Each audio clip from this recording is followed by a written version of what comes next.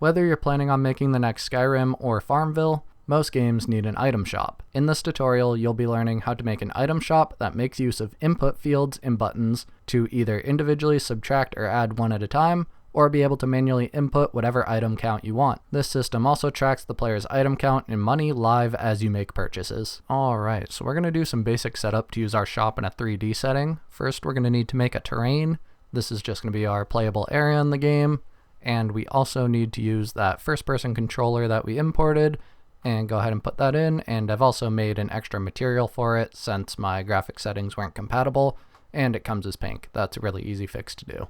Next up, we need to go ahead and add our camera to our first-person controller just so the camera follows our player and is not stuck in world space. Then we're going to go ahead and make our UI. Always start by making an image on our UI and sizing it to whatever your screen is.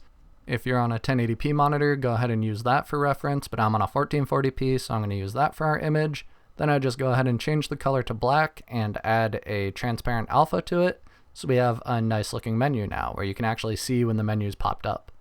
Then we're going to add some text. This is going to be whatever your item is going to be. You can use an image for this too, just anything to determine what your item that you're selling is. And I'm just going to go ahead and do some simple resizing and changing the text size. This can be whatever you want it to be. All of this is just for show and it's temporary placeholder stuff. When you put this in a real game, I highly recommend cleaning this up and using text outside of Unity to make everything look a little cleaner. But for now, this will work perfect for a placeholder. So yeah, just clean your text up, make it whatever size you want, just whatever you feel comfortable with. If you know how to set up a UI in Unity, you can probably skip this part, but for anyone that's newer, it's good to see just what people do to make a basic UI. Now we're going to add our buttons. We need a plus and minus button to add and subtract 1 to whatever item count we want. So go ahead and make the minus button first. Make it look decent, change the size, change the text, make everything fit our UI. And then we're going to go ahead and duplicate that button to be a plus button as well. These buttons will also have our script added to them later, but for now we just need placeholder buttons that will be able to act as our functions later on. Anything that you're going to use duplicate, like a button or text, you can just go ahead and duplicate one of your old ones and use that as a base. It's usually easier than making a completely new button. Next, we're going to need to make our actual input field. This is going to be what holds our number that we're going to use for our shop. So whether you're incrementing by 1 with our plus or minus buttons or typing in 100 into the input field, by using an input field, you can actually make that large number happen. You can remember a lot of old games like World of Warcraft and stuff in the classic days didn't have an input field and you would have to buy items manually one at a time, and we just don't want that in our tutorial. Input fields are a little goofy to resize. They have a lot of items under them, but for the most part, you just stick on the main input field and change the text that's coming into it. You can change the placeholder text as well to start, but I don't really care about that since this is a tutorial. So we're just going to go ahead and set the text to be something very large and decent looking. Then we're going to go ahead and copy our original TextMesh Pro over to the other side, and this will be the text that we're using for how many of the item we actually own. This will have a script on it later to update as we buy and purchase items. Now bear with me, couple more things to do. We're going to have to add one text at the top of our screen. This is just going to track how much money we have for the player. It's good to have this somewhere inside your shop, so while they're buying items, they know how much money they actually have to use. And we're going to have to add an exit button at the bottom as well. So let's just go ahead and resize this text and make it look decent. This is all going to get changed through code later, but we need a placeholder for now, something that we can actually change in our code. Again, none of it looking like this would be in a final build. This is just a tutorial to get you started, and then you can clean things up after you understand how everything works and make it for your own. So we also need to add our exit button at the bottom to be able to close out of our shop. We're going to go ahead and just do a simple button again, and we'll add our function later. This will literally just close the shop and disable our mouse so we can get back to playing whatever 3D game we're making. And same exact thing as all the other items we made, just change the text size, change the button size, whatever you think looks good. There's really no exact way to do this. None of it's an exact science, it's all just whatever you think looks good at the end of the day. Alright, next thing we have to do is set up our example shop. So we have our player all set up and ready, but we need to go ahead and make a shopkeeper. We'll just go ahead and use a capsule for that. So this guy's our little shopkeeper. Go ahead and position him wherever you want. And we will give him a little desk. Let's go ahead and make a cube. Let's go make this 5.5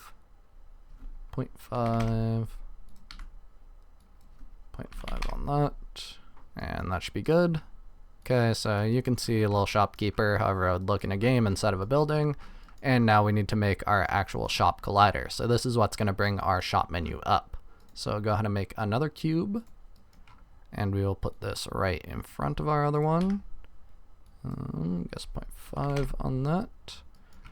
And we want to make this as big as you want your shop area to be, so whatever the player is going to run into for that. So let's make it the same size as our desk and a little bit wider than our desk. So line this up, and then we're going to get rid of all of our actual graphics on this. So get rid of the mesh render, and we want to mark this as a trigger.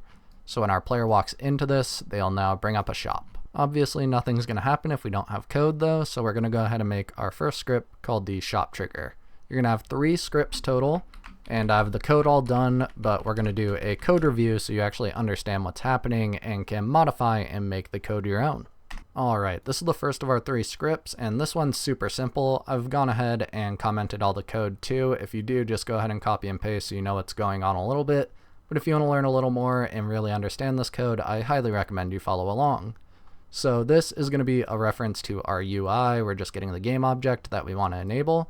Then we need a reference to our player movement, because we don't want our player to move around while the shop is open. And then we just need a function for our trigger enter.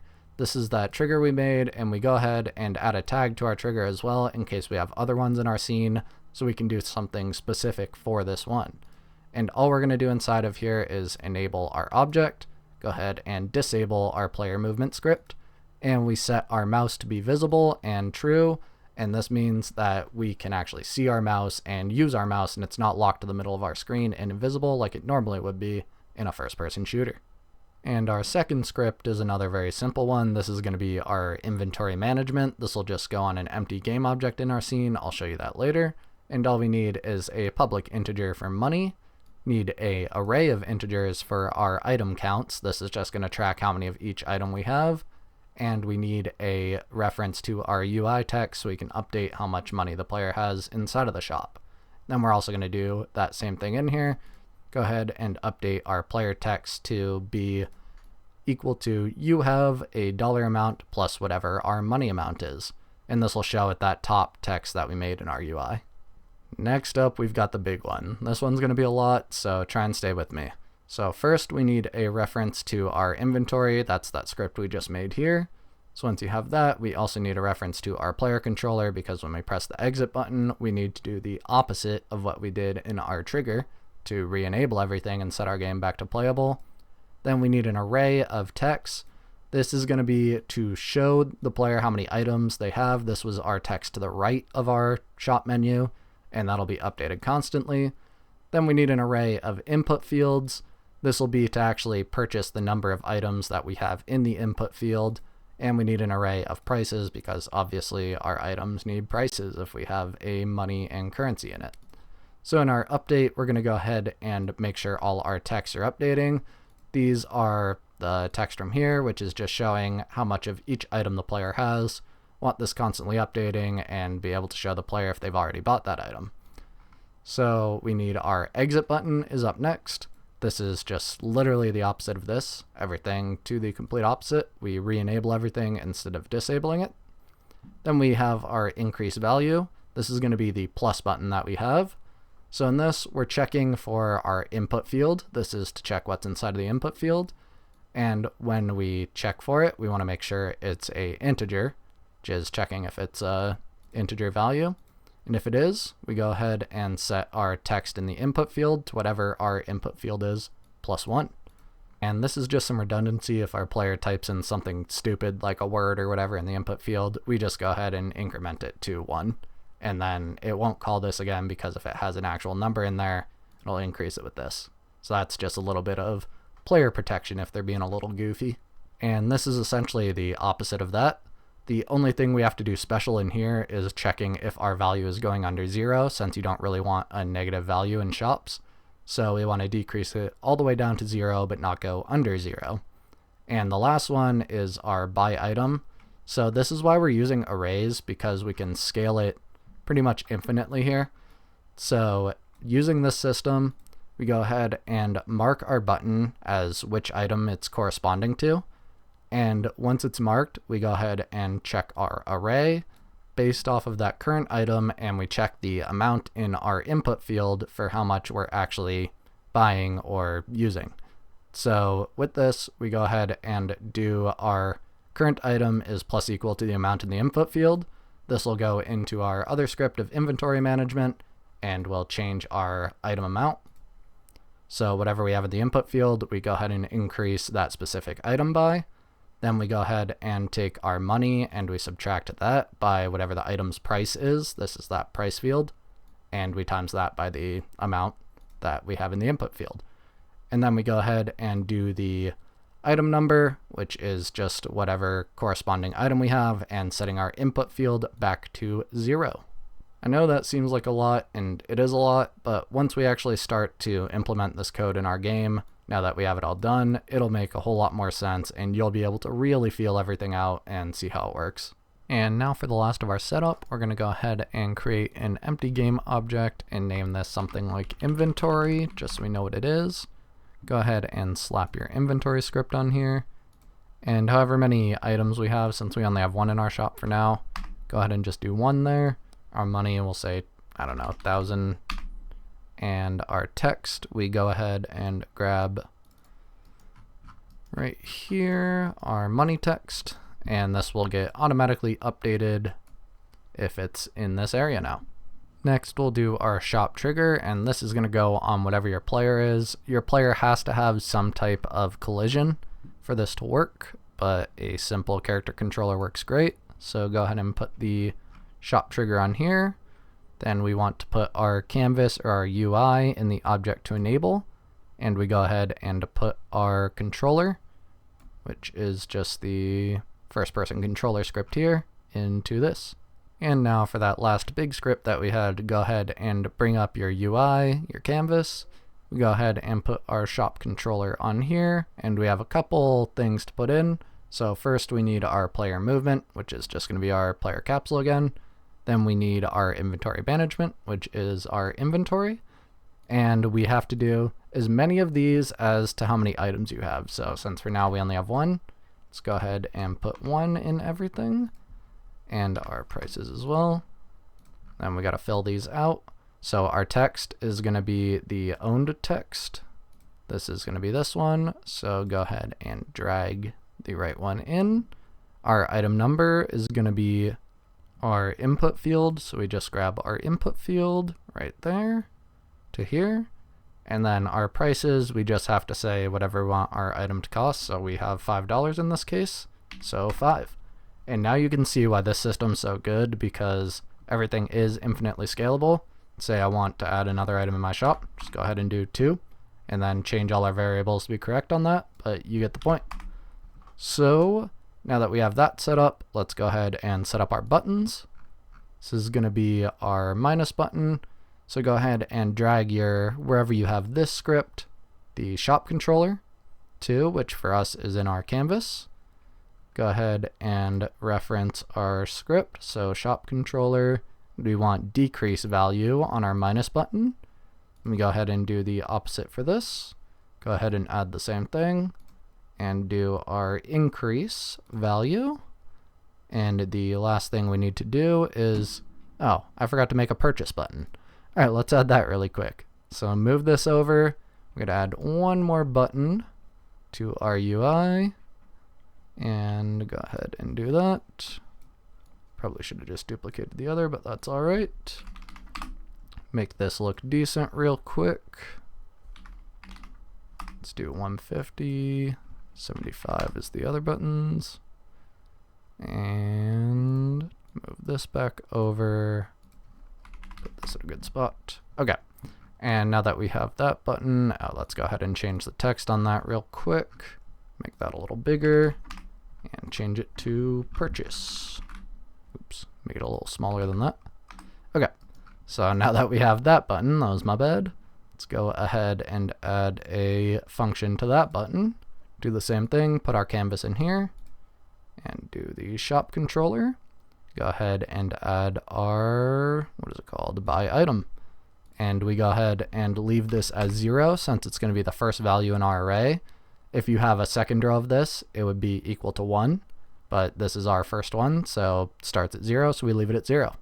Now, if we did everything right, oh, actually there's one more step that I forgot. We need to make our trigger cube equal to, what was our tag called? We had it as food shop, so we need to make that a new tag. Go ahead and add one here and call that food shop. And that should be good. Now make sure you change it to be that tag. Looks like I forgot one small thing after running into an error here on our plus and minus buttons. Forgot to drag our input field into these.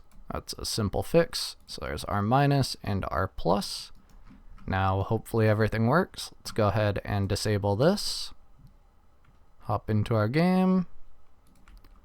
Go walk up to our shopkeeper, bring up our menu, and plus and minus seems to be working good now. It's perfect. And let's go ahead and I guess let's do 3. Buy. Our money went down, our owned amount went up, and our number went back to 0. It's perfect. Let's go ahead and try doing an input as well, something big. Wow, that's simple as that, working great. Let's do our exit button. Oh, forgot to make our exit button. Let's do that real quick. And then bring our canvas back up. Add our exit function. Need a reference to our canvas again. Go ahead and do, what was that one called? What was it called? Oh, leave shop. There it is. Okay, so let's try that one more time. Go back into our game. Go into our shop. And okay, that works. Now I want to leave the shop. Yep, and everything's working again. Perfect. So this is a little test game I've been working on, and I wanted to show you guys that script working in a more full manner with multiple items in it.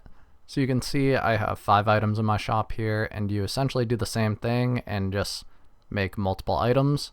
So these are all the same. They have the same exact thing as that was in the other scene. Their buttons, their everything. Show you the UI real quick.